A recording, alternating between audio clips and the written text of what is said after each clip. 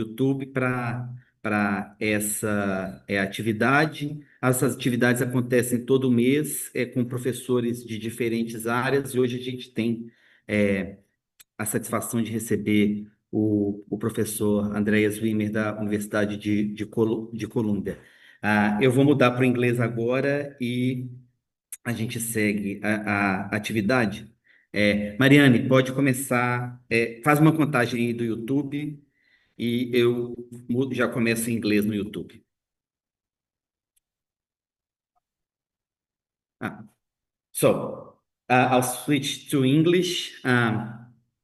Professor Wimmer, thank you for coming to us. Professor Wimmer is very generous to share his time with us today. He's a professor of Columbia in Columbia University, and he will present his work today for us about. He made a good translation in a super pretty picture here in the slides. Let me share the slides, and I invite you to take the chair, Professor.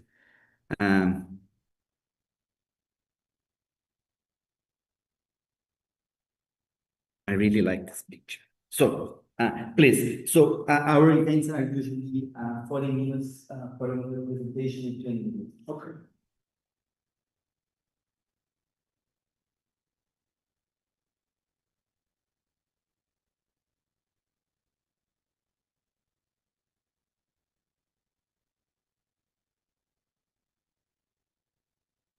Hello, everybody. Thank you for inviting me to give a talk here. Thank you for showing up, and thank you for showing up online. This talk is going to be in English, with apologies to everybody. You can ask questions in Portuguese, or I will I will do my best to try to understand it. I did translate the slides into Portuguese, and well, I didn't do it. ChatGPT did it, so I have no idea how good the quality is, but Flavio told me that it's okay. So the topic of my talk is radical right politics, and it doesn't need a lot of introduction because we're all familiar with the recent rise of radical right parties all across the world. In Brazil, if you want to classify Bolsonaro as radical right, which I think most political scientists would do, with Trump in the US, with Modi in India, with Duterte in the Philippines, with El Salvador, with electoral successes in Sweden, in the Netherlands, in many, many, many parts. So the advantage of this talk is it doesn't need a big introduction to motivate why should we study this. A lot of people actually are studying the rise of radical right.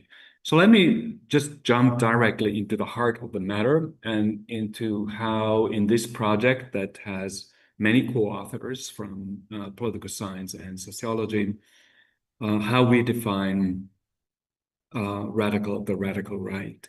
And we look at it as composed of four distinct but overlapping kind of discourses or attitudes, four different ways of looking at the political world. The first is populism, so describing the political world as composed of two opposed forces: the people, undifferentiated politically or socially on the one hand, and then a corrupt elite that has sold out basically the interests of the people. The second one is an ethnic nationalism, meaning an emphasis on ancestry, meaning having ancestors, parents, grandparents, great-grandparents that were already citizens of a country on the one hand, or being born in the country on the other hand, as criteria that to define the true members of the nation. And of course, immigrants and their children would then be not qualified as true members of the nation. The third element is authoritarianism, the belief that to put the country back on the path of virtue, a strong leader is needed that might violate some of the established rules of liberal democracies, but that's necessary to righten the country's path.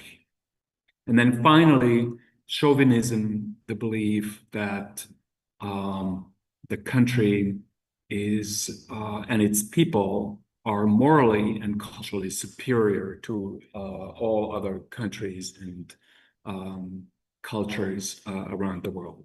So radical right parties that have risen recently all across the world combine these four elements in distinct combinations. In some countries, you have more emphasis on one or the element and less emphasis on the other.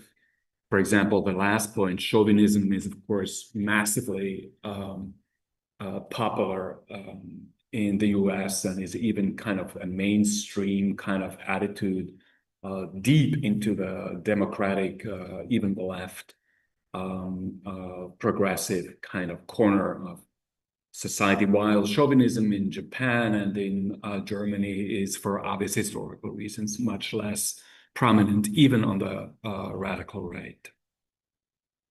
So it's a huge research field, and usually one distinguishes between the demand side and the supply side. So on the supply side, people have studied political leaders, such as Bolsonaro and Trump and so on, and asked the role that they play and whether charisma is important or is not important in understanding these kinds of movements. Political parties, their platforms, there's a lot of, natural language processing, discourse analysis these days, of media texts, of political speeches and things like that.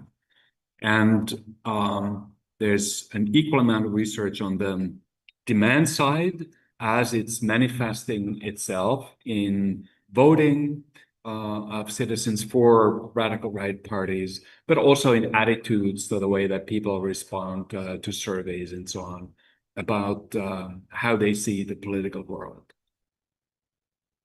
So our research is squarely focused on this demand side. So we're not looking at political parties, we're not looking at leadership, we're not looking at the media or anything like that. So that's it's a partial analysis of radical right attitudes.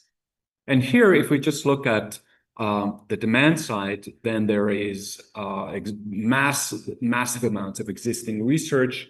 Probably the most prominent argument here is that support for the radical right has to do with the economic interests of the working classes that are threatened by globalization, by immigration, things like that.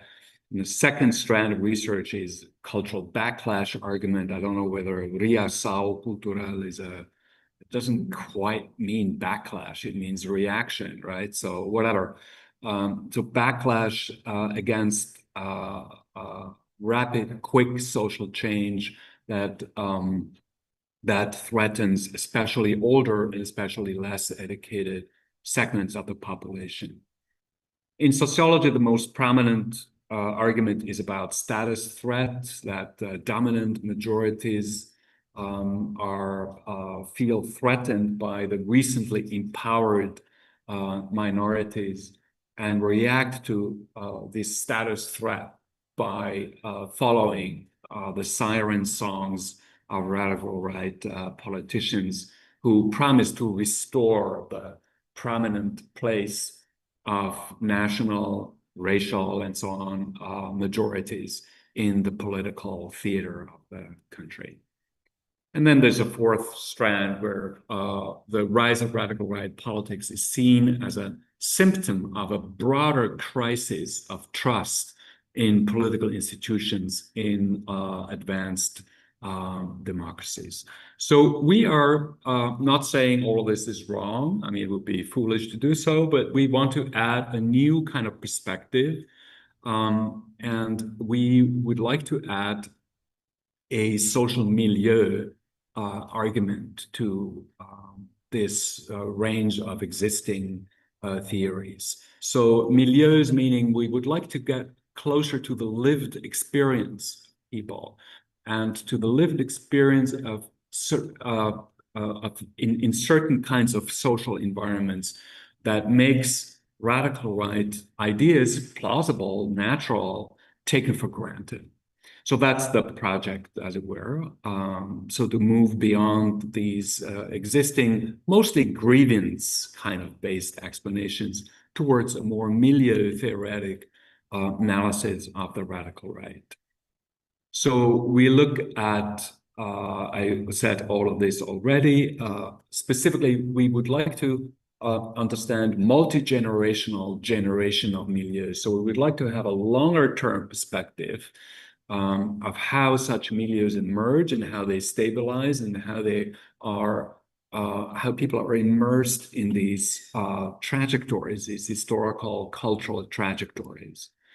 And we are looking at milieus that you can find all across the social hierarchy, so and all across the rural-urban divide. So in contrast to some existing milieu arguments about the radical right, we don't think that that focusing on rural, uneducated, working class kind of milieus is enough.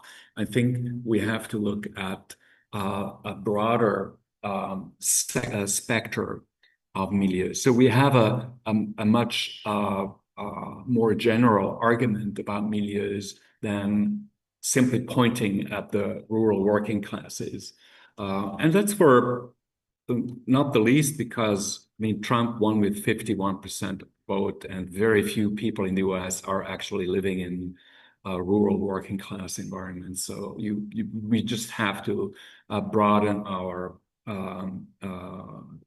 perspective, and the same in Brazil, in other parts of the world as well. We have to broaden our perspective, I think, quite radically. So the simple argument in a nutshell, as one would say in English, is that we argue that individuals with multi-generational geographic roots in a particular place, so people who grew up in a place where their ancestors were already also grew up in, that it's these rooted people, geographically rooted milieus that are particularly leaning towards the radical right. It's kind of the shadow side of rootedness. That's the title of the talk. And much research in sociology, especially on neighborhood effects and things like that, has emphasized the positive side of rootedness, of geographic stability, that it leads to dense social networks, that it has with positive consequences, for example, for crime and things like that, that people in these rooted milieus support civil society organizations that in turn also have all kinds of positive consequences.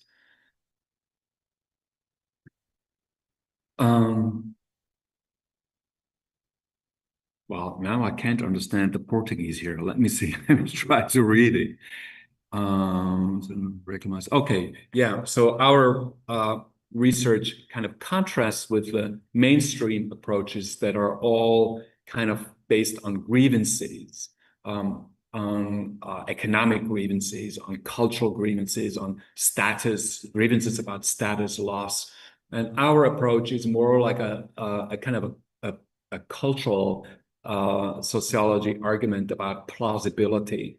We are trying to understand why in these milieus of multi-generational geographic rootedness, radical right attitudes and worldviews seem to make sense, seem to be, you know, naturally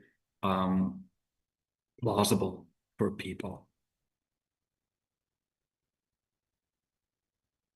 And so it is a demand side argument, as I already said. So we're looking at how the pool of potential voters is being filled.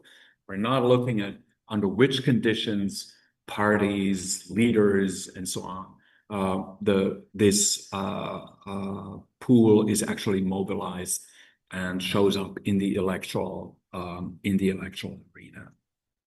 Okay, but why should intergenerational geographic stability be associated with radical right attitudes? So here's the theory. It starts with intergenerational geographic stability, and then it goes through, so it's a mechanistic kind of theory. It goes through 4 characteristics of the social world that people in these geographically rooted environments inhabit. And there's 4 of these characteristics. The first is that many of the personal networks in such milieus are composed of family members because they are around. Cousins, aunts, uncles, brothers, sisters, and since there's this geographic stability, many of the networks are also composed of lifelong friends, people you have encountered in kindergarten and in your soccer club when you were a young boy or whatever the activities were. Second, and relatedly, these personal networks are geographically confined. Many of the people that are relevant for in the everyday life of people are localized, are in the same kind of milieu. And as other people have shown, you have a lot of what is called in technical network terms, triadic closure, meaning you have lots of clustering of these networks. So many of my friends are friends with each other as well. So that's what's called triadic closure.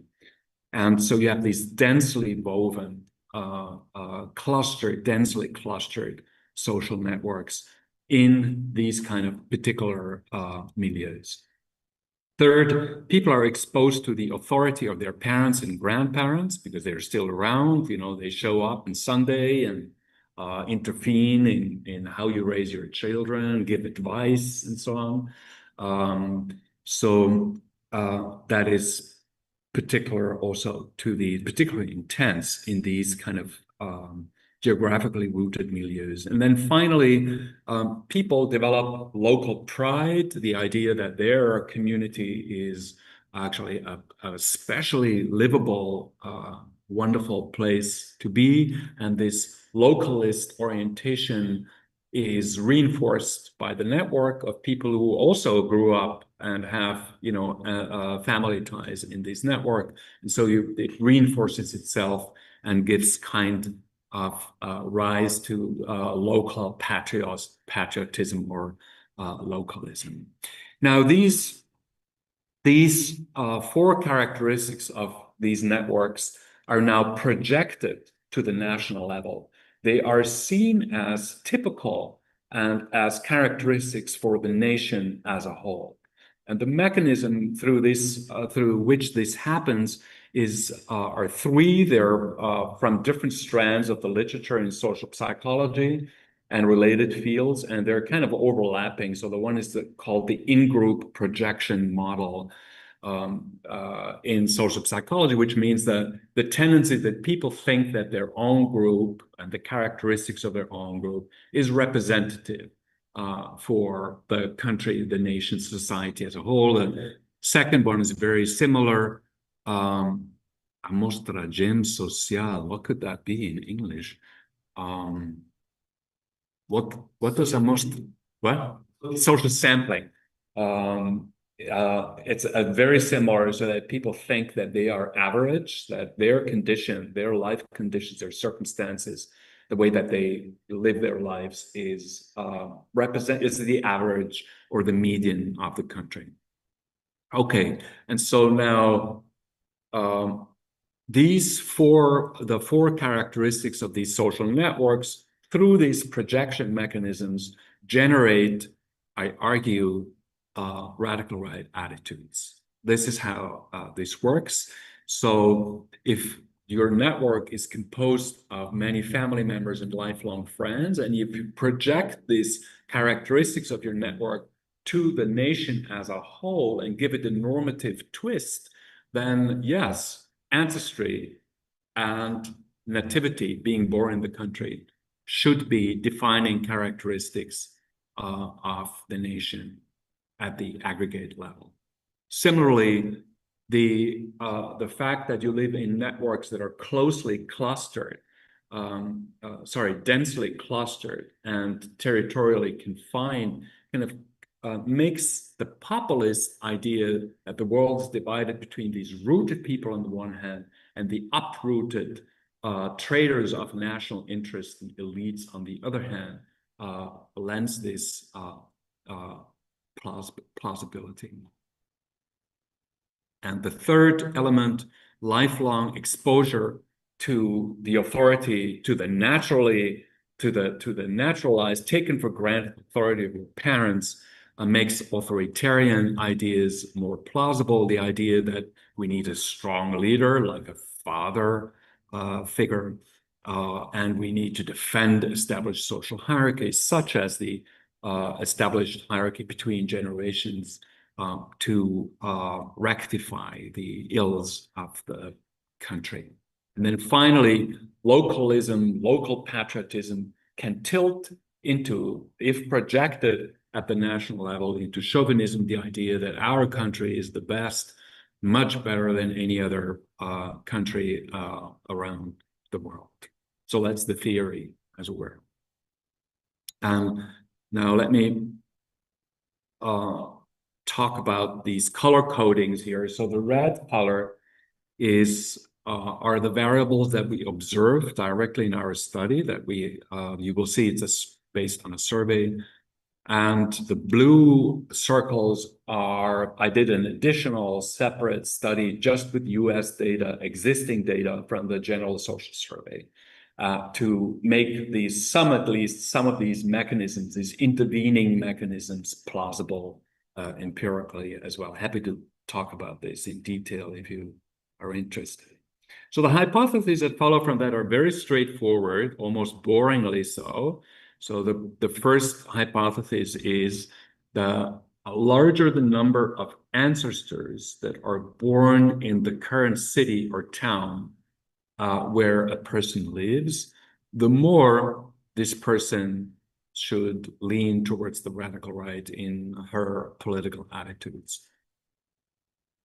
The argument also would make us think of this as a generationally additive effect, meaning it's not just about parents, it's not just about grandparents, but parents and grandparents should have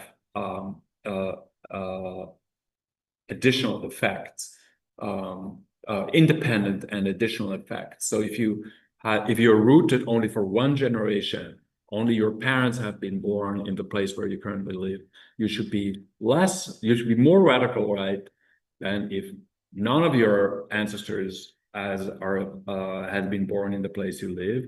But you should be even more leaning towards the radical right if your grandparents were also born in the current locale. If you are a third generation, as it were, Rio de Janeiro's person.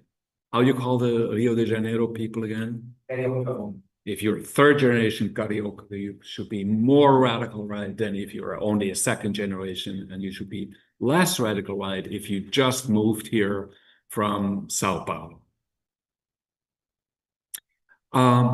According to the theory, I don't know whether you noticed this, but nothing of the theoretical setup makes us think that this could be a specifically rural or a specifically urban phenomenon. So rootedness in urban places should have the same effect as rootedness in urban places. And the same goes for social class.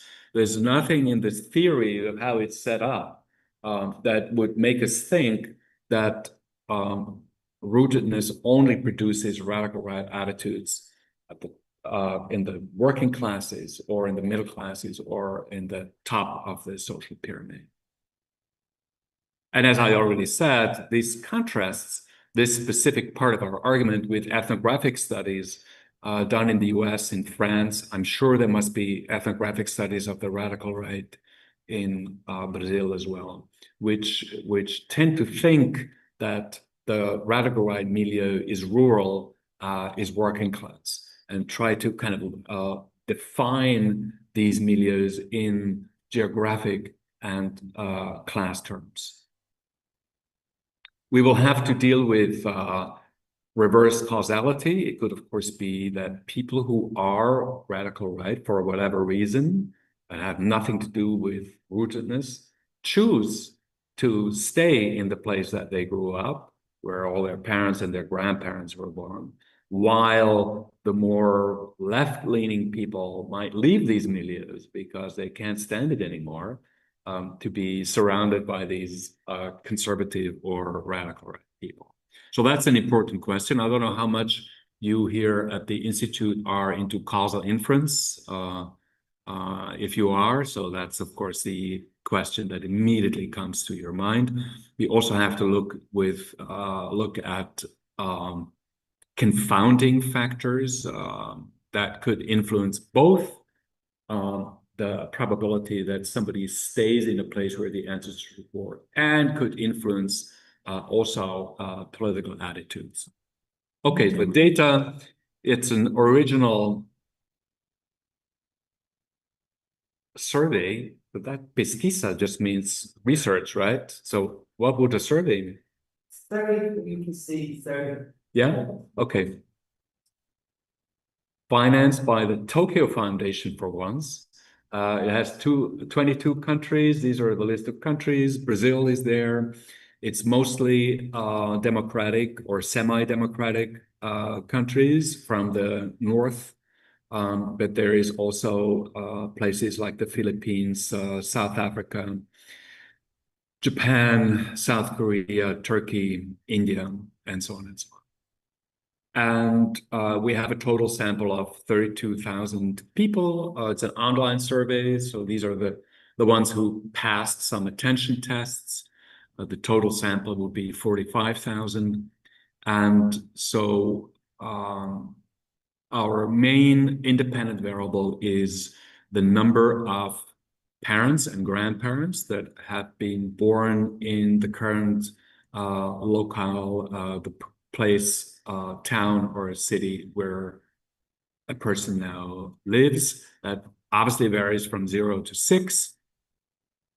And we measure political attitudes with a series of well-established batteries of questions about ethnic nationalism, populist attitudes, about authoritarian attitudes, about chauvinist attitudes. And then we also have a supplementary analysis that is closer to actual political issues or political practice, political behavior. We ask which party do you feel closest to? And then I went through, and we have in all of these 22 countries the choice set defined by the list of parties that are in parliament at the time of the survey. And then I went through established list of radical right parties and filter out those that are defined by experts as radical right. That gives us then a new dependent variable. So here are the main results with attitudes as a dependent variable. So we have fixed effects here in these models that I'm going to show you, country fixed effects to take care of, you know, all kinds of country characteristics that are relatively stable. So party systems, voting systems, the recent success or lack of success of radical right parties, and so on and so on. And then we have a series of variables that are control variables that are linked to other kinds of theories of radical right support. And this is the result. These are 4 different models. And you can see that in all of these models with different outcomes. So populism is one model, ethnic nationalism is another one. You see that we get significant results in all of these for the main independent variable, which is the number of ancestors that are born in the current locale of the respondent. So obviously, I only show you results that confirm my hypothesis. That's the boring part of academia, that everything always turns out to be as expected. Isn't it kind of, wouldn't it be nicer if I would show you that it doesn't work for 3 of these 4, and then we could, or maybe the opposite, and then we could think together, why is that? Why is my argument so wrong? That never happens. But rather than just showing you that there is significant effects, more important is to look at substantial, effect sizes. So we look at standardized coefficient, beta efficients here, and in models of ethnic nationalism, the rootedness variable is actually the most powerful predictor with the largest coefficient after citizenship status, being a citizen or not surprisingly. And the same very powerful effect size, very large effect size, comparatively speaking, to other predictors for chauvinism. For populism and authoritarianism, it's a little bit less dramatic. It's on par with other predictors I just want to highlight here what it means that it's the strongest predictor after citizenship. It's, for example, it has a larger effect than education. And as you know, education is the most universally accepted, the most prevalent predictor of radicalized attitudes. And so we're onto something here that is not just, also matters, besides a lot of other things. It seems to matter a lot, actually, in comparative terms. Now let's look at, are parents as important as grandparents? Do we really need a 3-generational perspective, or would it be just enough to look at this from a 1-generational perspective? And you can see here that with the exception of populism, we actually have roughly equal-sized effects for grandparents as well. So a 3-generational perspective is indeed meaningful. What would happen if we had data, which we don't, on 4th generation, 5th generation, 6th generation? I don't know. Would it somehow taper off, which is what I think? Because our argument is about milieus that correspond to lived experiences, and your great-grandparents, usually they're no longer around when people grow up. They're already passed away. So probably my hunch is that it would not really matter that much. Maybe we would find some wonderful curvilinear effects. Maybe if you're a 10th generation Rio de Janeiro, now I forgot the term again, Carioca, if you're 10th generation Carioca, maybe then you turn to the radical left or something like that. We don't know. Okay, so is this argument really working in rural as well as in urban milieus? Does it work for the working classes and for those higher up in the pyramid? So let me just tell you that descriptively, if you just look at the description of rootedness, how many grandparents, parents are born in the place where people actually live, it's surprisingly equally divided across both the rural-urban divide and the rural across the social pyramid. So you find rooted milieus with almost perfectly equal frequency. I found this surprising, both in somewhere in the small town in the Amazonas as well as in Sao Paulo, and you find it among wealthy, well-educated people as well as the less well-educated and poor people. Maybe the effects vary, however, across these milieus, across rural, urban, and across the. So we look at the interaction effect, and there's no interaction effect for rural, urban, and I went at great length because my co-authors didn't believe it. So they said, "You're doing something wrong here, or the data is not good enough." So I spent a lot of time with this. And I can tell you with great confidence, there is no such thing as a rural-urban interaction effect here.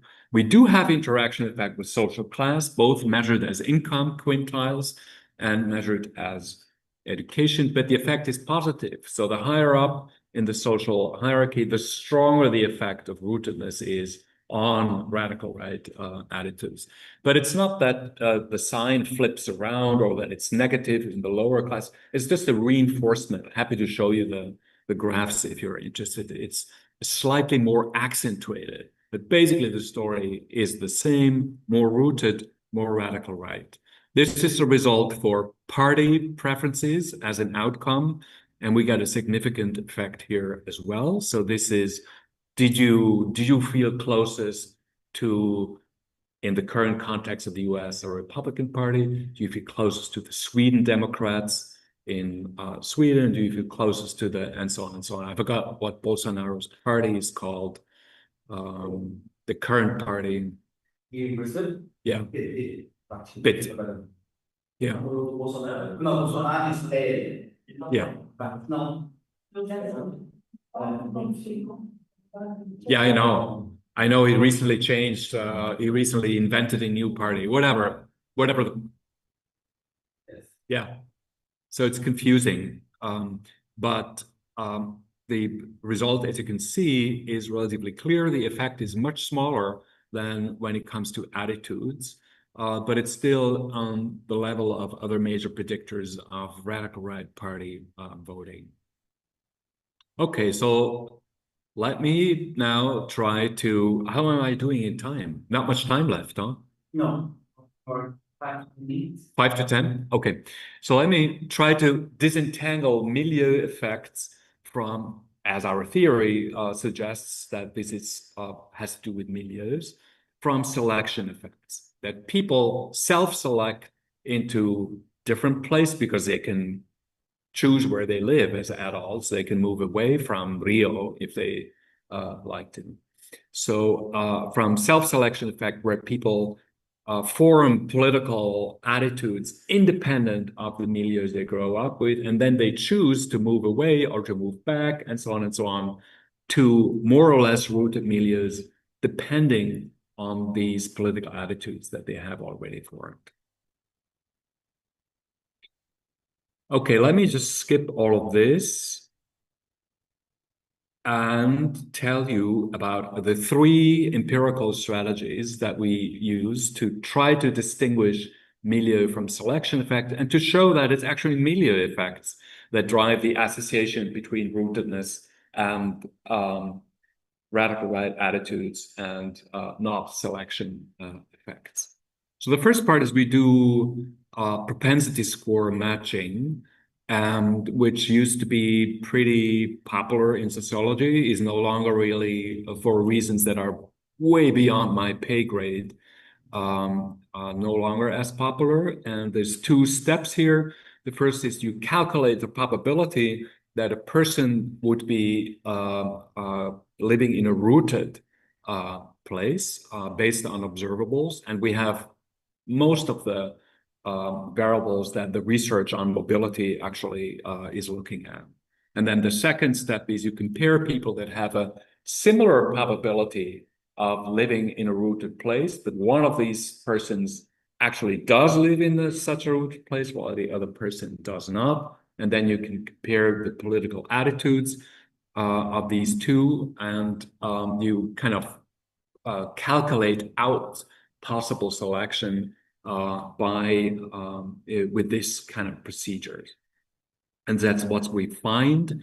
We define rootedness here in different ways, more than at least 1 ancestor born in the current locale, 3 ancestors were born in the current locale, more than 3, sorry, or 6, and you find significant effects in all of these models for all of these ways of defining rootedness.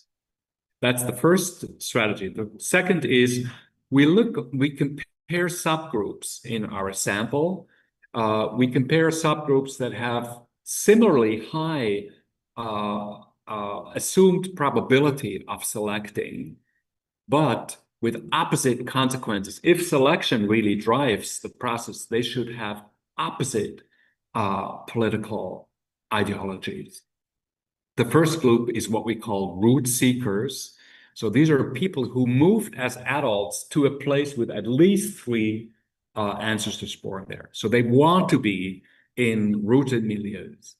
And the second group of people are the opposite. They want to avoid their parents and grandparents.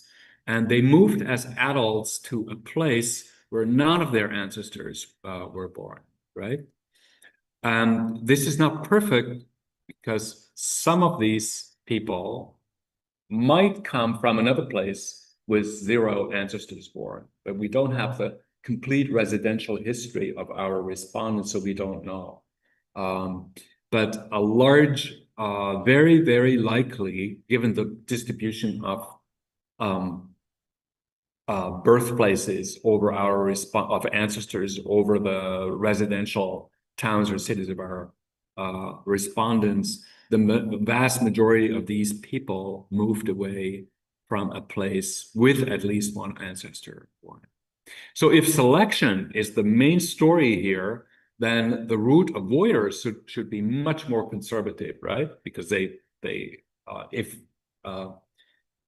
selection is the main mechanism, they would seek out the conservative or radical right, rather, milieu of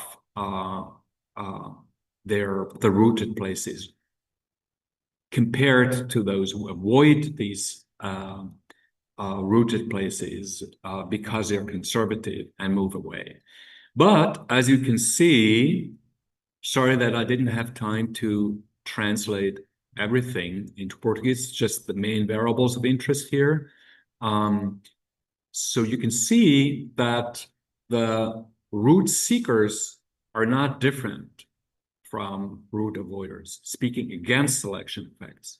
The root seekers, those who move back to a place where their ancestors were born, are not more conservative, more radical right-leaning than others. Than the root avoiders. So the third, let me move on really quickly here, if you don't mind, or maybe I'll skip this, right? Yeah, let's skip it. Just believe me, this is really very interesting and convincing as well.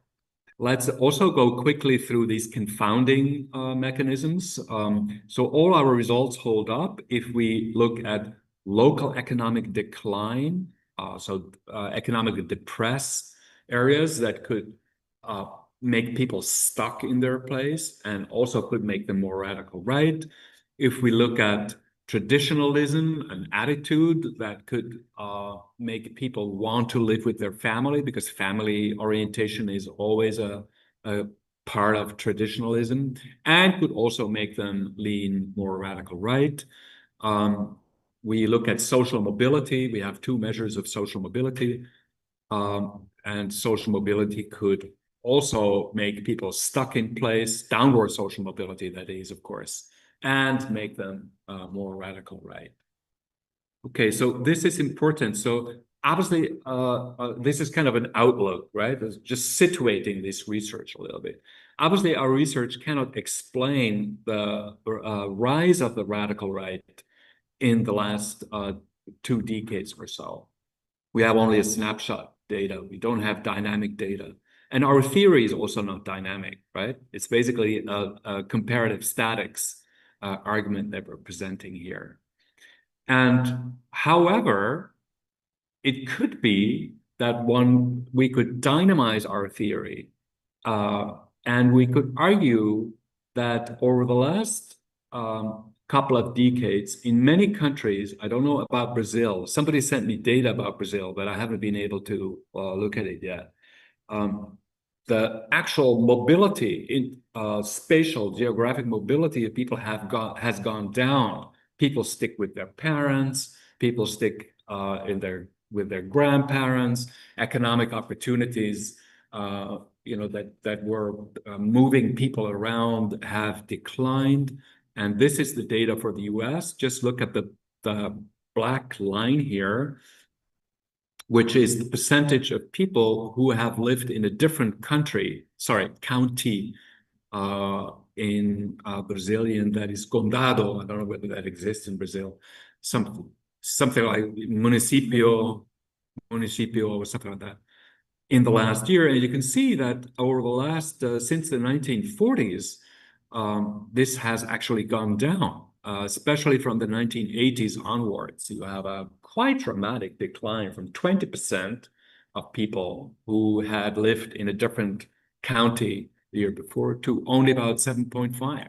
So maybe this explains or helps to understand the rise of rootedness, as it were, over the last couple of decades might help to understand the rise of radical right attitudes and parties in the past. So we could dynamize maybe our conceptual apparatus, our analysis here.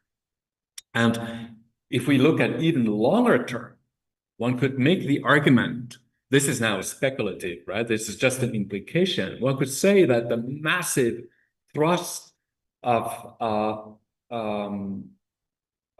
uprootedness that industrialization, urbanization has brought about historically over the last 150 years might help to explain why non-radical right, the opposite, liberal, progressive ideas have gained so much currency, have spread and gained so much popularity in from the 1920s to roughly the 1980s.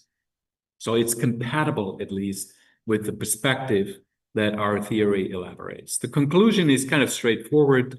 So we introduce, it's not really a conclusion, it's more a summary. We introduce a new milieu argument, multi-generational milieu argument into the study of the radical right.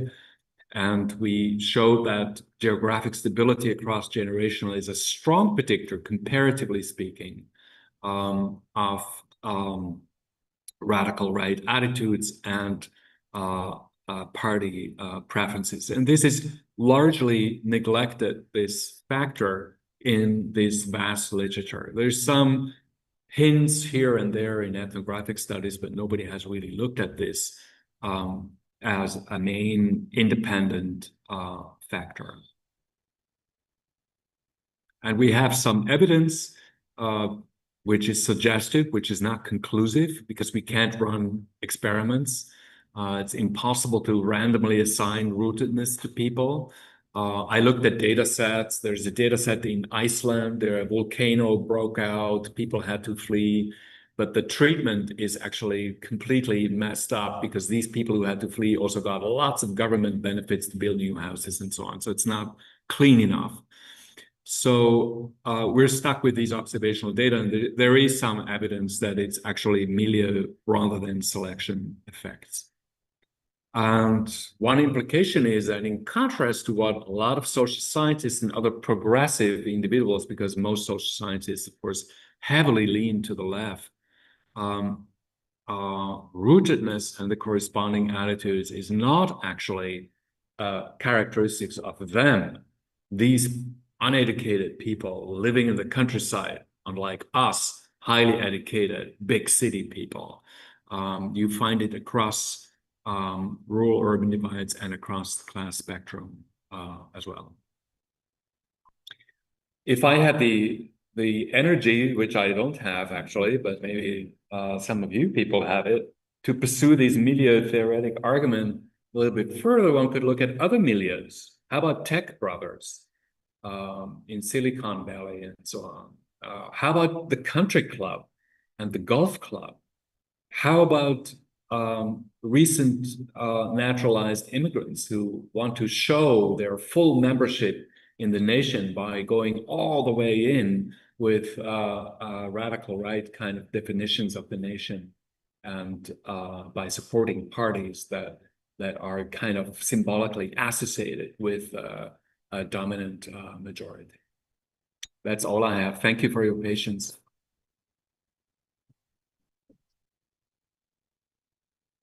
I'll join you because I need to pilot.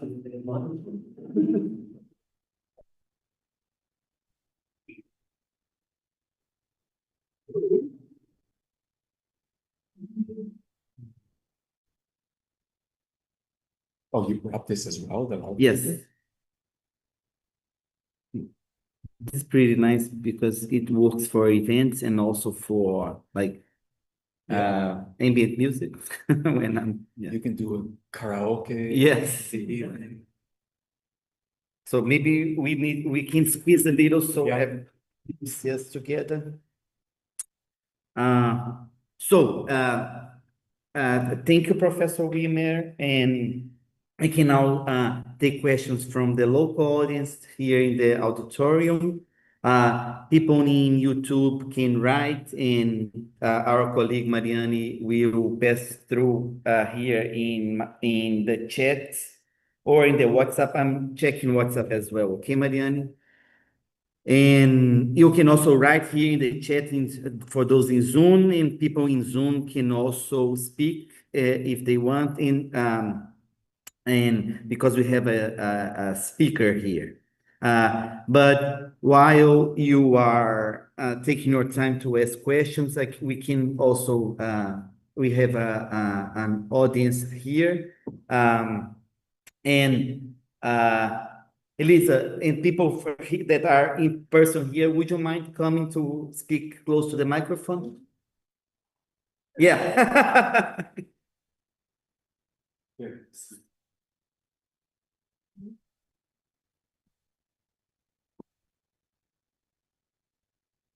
Thank you so much. It was extremely interesting, provocative, especially because on the demand side, it challenged most of this established knowledge. Now, I just first a very general observation. You mentioned when you were commenting this demand side, the idea that low political trust generates crisis of representation. I think this needs a bit of justification because evidence on the inverse causation is so strong. I mean, the crisis of representation forces and lowers trust. Because I mean, I think there is a crisis of liberal democracy because it was considered for a much smaller arena. Mm-hmm. Now there are so many people that even their identity mobilization could be understood as a response to this fact that they have no representation. Now, concerning the data, which is extremely interesting, I would like to go individually, but don't have time. I think because it takes into account more cultural background, I think we need to think of perhaps other cultural explanations that are as strong as stability. Like, for example, religion. In the case of Latin America, the role of religion is so obvious, and especially not the old religions, but the newly introduced religions, which go against the idea of stability. I think this is the main aspect I would like you to comment. I'll have a comment and question myself. So my comment allow me to take advantage of our situation here and speak to the students and not directly to you. So I think the presentation, this presentation, Professor Wimmer, like these events we organize are very catered to students to expose them to top-notch research. And I think here today we saw a very clear, logical, and clearly stated questions, hypotheses, connections of theories, and etc. So I would strongly urge you to remember the situation and try to mimic it in a sense, because educationally we basically emulate a lot of stuff, and I think here was a great example, educational example today. apart from this comment, I would like to ask what when you started to present the questions, theories, and hypotheses. I also thought about other attitudinal questions that we could pose. Like if you could do another round of research, which ones would you bring up to test as maybe outcomes that can be as strong as those? This is my curiosity, but I was also very interested to hear you about why you think the effects are different between the chauvinism and the national, which are much stronger than the populist and authoritarianism. And then the authoritarianism. And just as a matter of clarification, those effects on the graphs, are they standardized or No, these are the raw effects. the raw effects in a Likert scale that varies from 0 to 6? 1 to 7. Yeah. Okay. Okay, thank you. Maybe you can start answering and while people take courage to make more questions. Well, Flavio, thank you for presenting my presentation as an example to your students. That's very encouraging. I feel very flattered. So the last question, maybe I go in reverse order, is so I don't have a good explanation of why with authoritarianism our effects are less strong than ethnic nationalism and chauvinism. I do have an explanation of why populism is always the weakest of you've seen in some of these graphs, and the reason I think is very simple, which is that there's also a left version of populism, radical left version of populism. And so there might be other reasons for people to hold on to populist attitudes than the ones that we are focusing on. So that then, weakens the empirical evidence in favor of our rootedness argument quite considerably. There's left populism in Brazil, all over Latin America. You have a massive, powerful left populist tradition. You have it in France. You had it in the last elections. Even in Germany, you have Bernie Sanders could be in the US, could be called some kind of version of left populism.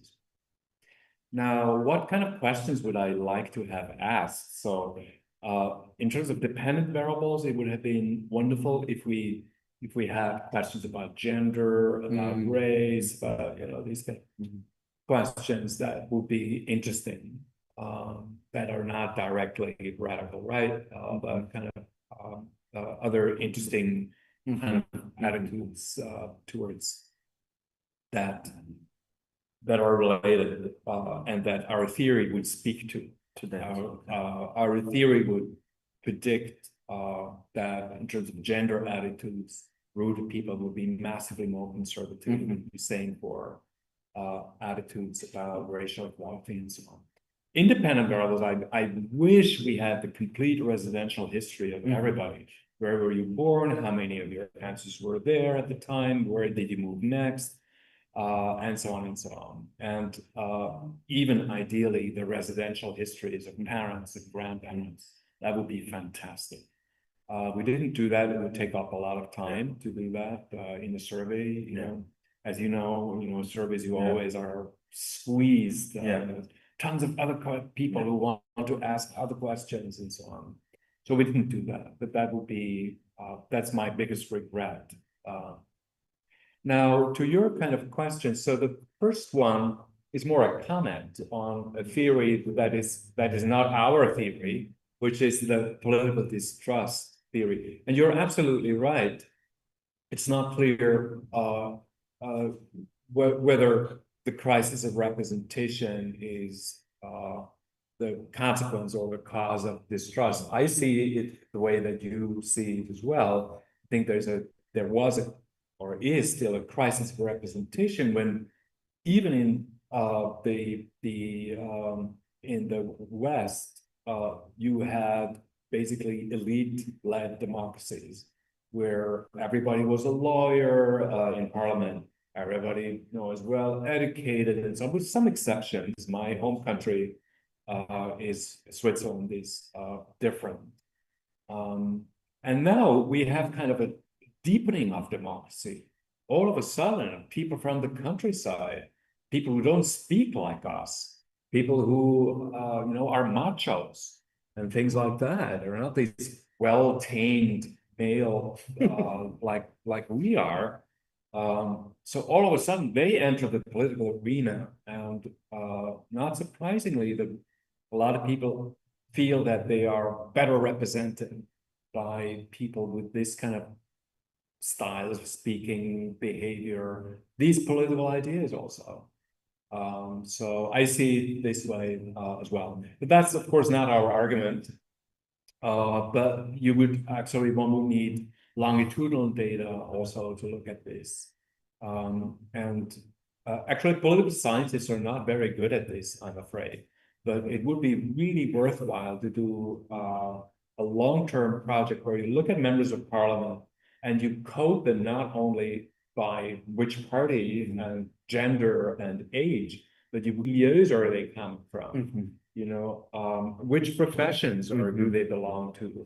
And so you could actually then delineate, you could show the crisis of representation and how it kind of comes to a breaking point then in the early 2000s. And your other comment was? Yes, very good. So religion all over the Americas is a big factor, where you have the evangelicals that are leaning radical right. But I wonder whether the argument would travel beyond that. So let's say, just next door in Europe, well, it's not next door from a Brazilian point of view. Okay, let's over there in Europe. It's not a big factor. First of all, you don't have evangelicals. You do, but they're tiny. They're basically completely irrelevant politically, and you have massively secular populations. In Japan, it wouldn't work. In South Korea, with the Moon sect and so on, with these, you do have an evangelical factors.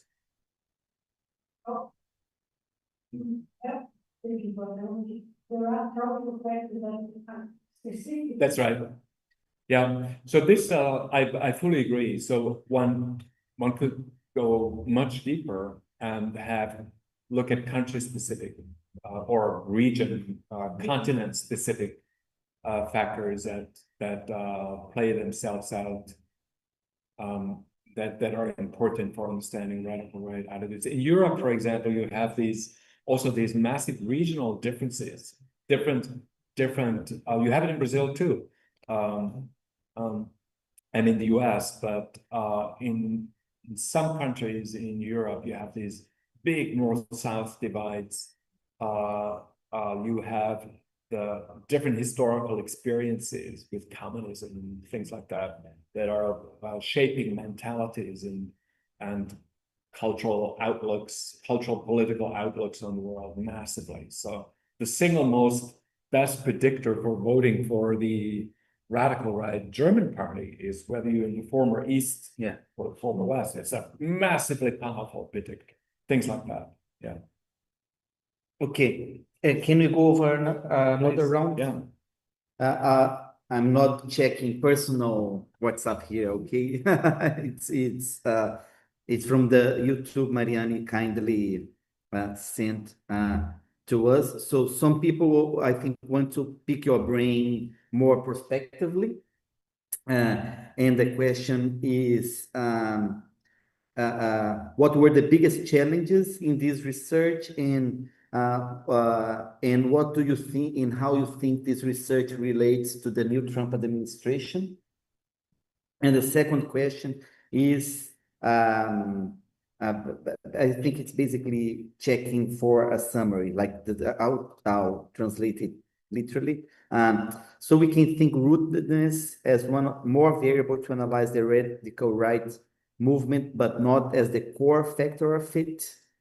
These are the two questions that came from. Yeah. So the core factor, is it a core factor? Well, actually, it is as I try to argue when comparing these effect sizes, this is actually a very important factor. So I think it's important for understanding the radical right to understand the cultural milieus that from the point of view of which radical right ideas are, as I said before, naturally plausible.